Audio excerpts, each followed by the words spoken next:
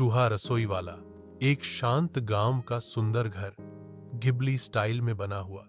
दोपहर का समय है, धूप खिड़की से अंदर आ रही है। अंदर 6 साल का चंचल बच्चा चक्षु होमवर्क कर रहा है। 3 साल की प्यारी बच्ची मिकू खिलौनों से खेल रही है और उनकी मम्मी खाट पर सो रही है। घर सादा लेकिन गर्मजोशी भरा है। चक्षु अपनी कॉपी बंद करता है, गले पर हाथ रखता है। प्यास लग रही है। वह धीरे धीरे रसोई की ओर बढ़ता है। मिकू अभी भी खिलौनों से खेल रही है। चेहरे पर मासूमियत और जिज्ञासा है। जैसे ही चक्षु रसोई का दरवाजा खोलता है, वह चौंक जाता है।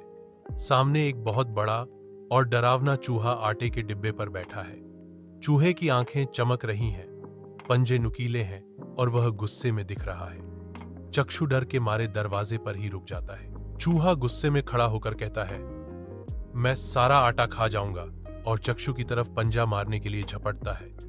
चक्षु डर के मारे जोर से चिल्लाता है, मम्मी, मिकू।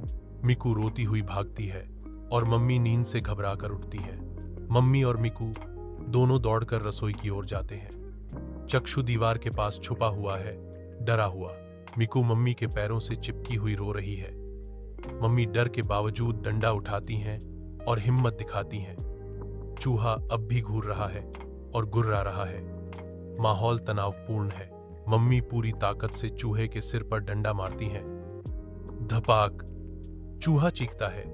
उसका सिर फट जाता है और वह जमीन पर गिर जाता है। मम्मी, चक्षु और मिकू मिलकर चूहे को कपड़े में लपेटते हैं। ट्रक के पिछले हिस्से में चूहा रखा जाता है।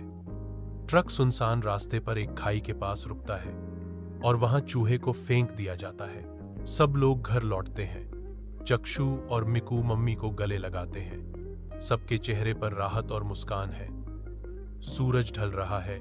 घर फिर से शांत है। चक्षु और मिकू पापा को फोन लगाते हैं। मोबाइल स्क्रीन पर पापा फौजी वर्दी में कैंप से बात करते हुए मुस्कुरा रहे हैं। चक्षु कहता है, पापा, आज मम्मी ने बहुत बड़ा चूहा मारा। पापा हंसते हैं, मेरी फैमिली तो बहादुरों की फैमिली है।